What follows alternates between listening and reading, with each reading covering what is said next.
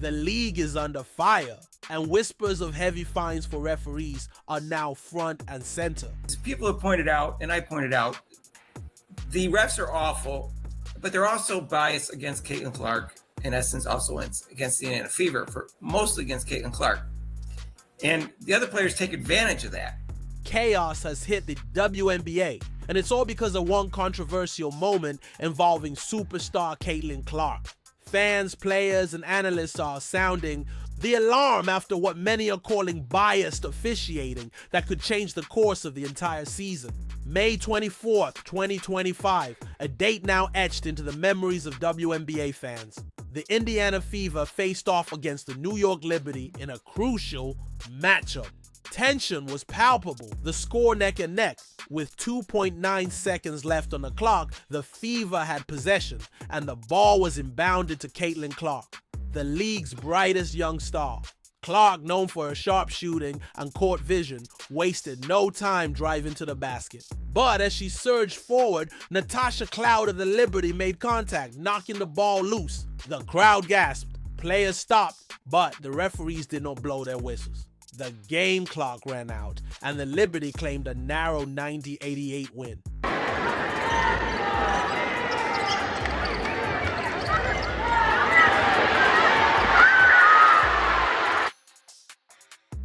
Instantly, questions flooded in. Was that a foul? Did the referees miss a critical call that could have altered the outcome? The instant replay showed clear contact that many argued should have resulted in a foul call and possibly free throws for Clark. The reaction was swift and intense. Indiana Fever head coach Stephanie White spoke candidly after the game. Pretty egregious what's been happening to us the last few games. A minus 31 free throw discrepancy. And I might be able to understand it if we were just chucking threes, but we're not. We're attacking the rim. And the disrespect right now for our team has been pretty unbelievable. So it's disappointing, that it doesn't go both ways, or it hasn't gone both ways. But we also can't allow that to consume us, right? Like, we've got to be able to play through that. We've got to be able to control the things that we can. She added, "I thought she got fouled." It's frustrating because this isn't the first time we've felt this kind of disrespect. There's a pattern developing, and it's painful for our team and our fans. Coach White wasn't alone. Fans erupted across social media platforms, with thousands voicing their frustrations over what they perceived as biased officiating against the Fever. No thank you. After watching Fever versus Liberty and how the refs continuously let Fever players be hacked, I've decided to watch old Iowa games. I have a feeling new fans will follow suit. Either this league is rigged and/or incompetent. Well, I'm back from the Indian Fever versus NY Liberty game. Caitlin Clark and crew had us on our feet for the whole second half of the game. It was very clear the refs were cheating this game. I heard a lady yell, "The refs are not gonna help you," loud enough the team heard it too. I love the way the refs rig you guys' games. It's sad. They need to do a better job hiding it, especially during the Liberty versus Fever game was disgusting. An important detail, the disparity in free throws. The Liberty attempted 32 free throws during the game, while the Fever were granted only 15. That gap raised eyebrows and deepened suspicions of unfair treatment. Players, analysts, and fans alike questioned the integrity of officiating, with many pointing to a pattern of questionable calls disproportionately affecting the Fever. In Mark and Rob's showdown, they pointed out the biasing. First time, I do not think that Caitlin Clark got bad ref calls in college. I thought she got a fair whistle in college, just so you don't think we're just a bunch of whiners. She got a fair whistle except for the first two games in her senior year in the first half. No referees have yet been fined or disciplined in relation to the incident. The lack of immediate consequences has left some fans and experts wondering about the league's commitment to accountability. Several prominent athletes have publicly discussed moments where they felt the referees' calls or non-calls influenced the outcomes unfairly. The WNBA is currently under intense pressure from fans, players, and analysts alike to hold referees accountable following a highly controversial no call involving star player Caitlin Clark. In the closing seconds of a crucial game, referees missed what many considered a clear foul against Clark, which potentially cost the Indiana Fever a victory. This incident quickly ignited widespread outrage across social media platforms, with supporters demanding immediate action from the league. Amid mounting calls for reform, the WNBA faces growing demands to fine or discipline the referees responsible for the missed calls to demonstrate accountability and maintain the league's integrity. While the league has yet to announce any official penalties, the pressure is mounting. Many see fines or other disciplinary measures as necessary steps to restore trust and ensure that officiating errors do not continue to impact the competitive balance of the game. The WNBA is at a critical crossroads, balancing the challenges of human error with the urgent need for professional accountability. This controversy with Caitlin Clark's no call isn't an isolated incident. In recent seasons, players across the WNBA have voiced growing concerns over the consistency and impartiality of officiating. This is not the first time it happened. In a game between the Connecticut Sun and the New York Liberty, Connecticut's DeWanna Bonner expressed frustration with the officiating after a controversial no call during a critical moment.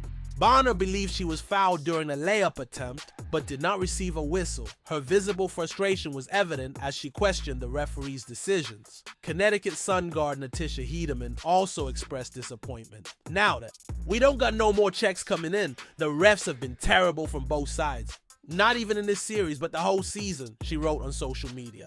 PPL gonna get hurt. I hope for the finals it can just be fair. The incident added to ongoing discussions about the consistency and fairness of officiating in the league. In the decisive Game 5 of the 2024 WNBA Finals between the Minnesota Lynx and the New York Liberty, officiating came under heavy scrutiny. A controversial foul call on Lynx center Alana Smith with 5.2 seconds left in regulation led to Breanna Stewart making 2 free throws, sending the game into overtime. Lynx head coach Cheryl Reeve expressed her frustration post-game, claiming the game was stolen due to inconsistent officiating. She called for a third party to be included in challenges going forward. Several prominent sports media figures and players, including LeBron James and Damian Lillard, criticized the referee's handling of the game. In recent years, the WNBA has taken steps to enhance officiating quality. These include expanded referee training programs, increased use of video review, and efforts to incorporate analytics into officiating assessments. Moreover, the league has been experimenting with third-party oversight committees tasked with reviewing controversial calls post-game to determine if officials followed protocol and to recommend corrective measures. Despite these steps, the Caitlin Clark incident underscores that challenges remain, particularly in ensuring accountability for referees when mistakes happen. Significant point of contention was the inability of Fever heads coach Stephanie White to challenge the no call on Caitlin Clark's final play. According to league rules, teams must have a timeout remaining to initiate a challenge. The Fever had used a reset timeout after Sabrina Ionescu's free throws, which, while allowing for ball advancement and substitutions, does not permit a challenge. This procedural nuance prevented any review of the critical play, further intensifying the debate. The Fever have experienced a substantial free throw disparity over recent games. Specifically, in the match against the Liberty, Indiana attempted 15 free throws compared to New York's 32. Over the past week, the Fever have faced a -31 free throw differential, despite their aggressive play style. Adding to the team's challenges, Caitlin Clark has been sidelined with a quadriceps strain, marking her first significant injury in the WNBA. The injury was announced on May 26, 2025, and is expected to keep her out for at least 2 weeks. This development is particularly impactful given Clark's impressive start to the season, averaging 19 points, 9.3 assists, and 6 rebounds per game. As the WNBA expands its audience and influence, moments like these will shape its trajectory. Fair, transparent officiating is not just a technical detail, it's central to the league's credibility and growth. For players, it means competing on a level playing field where every call is made fairly. For fans, it means trusting that the game they love is not only exciting but just. And for the league itself, it means balancing the human element of officiating with the demands of professional accountability and fairness. This situation echoes challenges faced across professional sports worldwide. From the NBA to the NFL and beyond, leagues grapple with how best to manage officiating errors and perceptions of bias. Many leagues have introduced video replay, referee transparency programs, and public explanations of calls to improve trust. Some have implemented fines and suspensions for officials who repeatedly underperform. The WNBA stands at a pivotal moment with the opportunity to set a new standard in officiating accountability, one that could serve as a model for other leagues. Many expressed a desire for the league to increase transparency around officiating decisions, perhaps even offering post-game explanations for contentious calls, something increasingly common in other professional sports. Looking forward, the WNBA faces important decisions. Some potential reforms under discussion include enhanced referee training, focusing on unconscious bias awareness, increased use of technology for real-time and post-game review, clearer public communication on officiating decisions and accountability. Possible. Introduction of a referee performance review panel with transparent outcomes. Implementing these reforms could help restore confidence among players, coaches, and fans alike. The WNBA launched No Space for Hate, a multi-dimensional platform designed to combat hate and promote respect across all WNBA spaces, both online and in arena. As the WNBA continues to grow in popularity and influence, we're proud to launch No Space for Hate, a league-wide initiative to better protect players, preserve the spirit of the game, and affirm the values of our league, said WNBA Commissioner Kathy Engelbert.